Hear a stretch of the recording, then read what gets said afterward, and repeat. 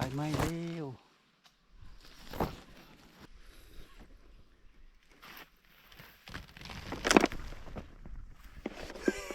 สวัสดีสาวลูกเนาะตอนนี้บางเฮนก็จะไปเก็บมาเกี้ยงอยู่ถึงต้นไม้เนาะ เดี๋ยวรอเบิ่งเนาะว่าจะขึ้นแบบใดเนาะตอนนี้ก็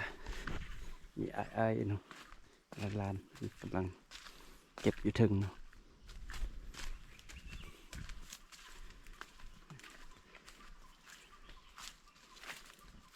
ขึ้นคันใดเก็บเนาะ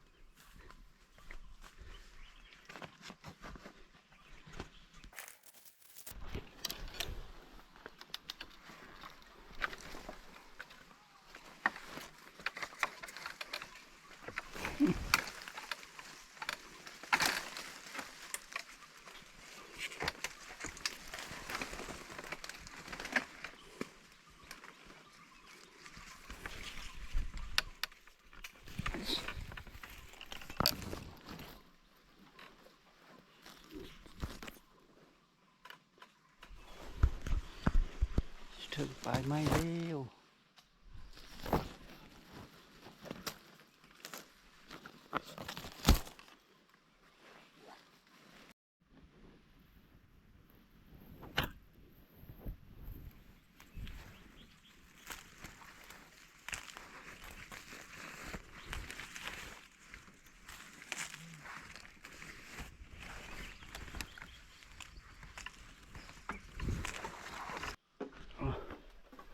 หลังจากเต็มแล้วเนาะจะแบกหาบไปกองอยู่เถียงเนาะ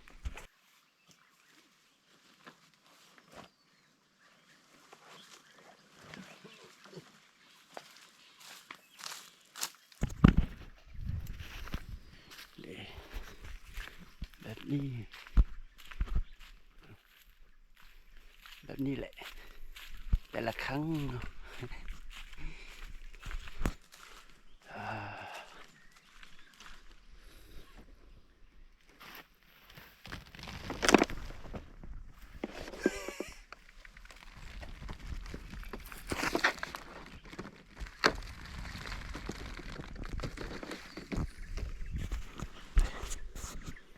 เต็ม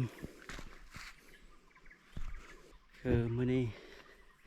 ถ่ายให้เบิ่งเนาะว่าขึ้นลงจังใดเนาะเก็บแนวใดเนาะเพราะว่าผ่านมามีแต่ถ่ายบรรยากาศให้เบิ่งซื่อๆเนาะซึ่งมื้อนี้ก็ลองถ่ายให้เบิ่งเนาะว่าการขึ้นการลงของต้นไม้นี่เป็นแนวใดเนาะเก็บแนวใดขนส่งแนวใดกันเนาะเดี๋ยวจะเบิ่งอีกเนาะยังหลายอยู่โอเคเนาะตอนนี้ก็ เก็บเต็มเลยเนาะเต็มเอียงบอนเทแล้วเนาะก็บอกว่าจะพอหรือบ่เนาะกับถ้าเบิ่งมืออื่นสั่งต่อเนาะจะใส่ถุงยางแบบนี้เนาะถุงละ12 โลเนาะบอกว่าจะพอหรือบ่ถ้าว่าบ่พอก็จะได้เก็บแถวนี้ตืมเนาะใกล้ๆนี่โอเคเนาะสำหรับคลิปนี้เนาะกาทายขึ้นต้นไม้เก็บมาเกียงให้เบิ่งเล็กๆน้อยๆเนาะแล้วเป็นอย่างใดนั่นก็อย่าลืมเป็นกำลังใจให้เบาหินด้วยเนาะสำหรับคลิปนี้เบาหินก็จะขอลาจบเพียงเท่านี้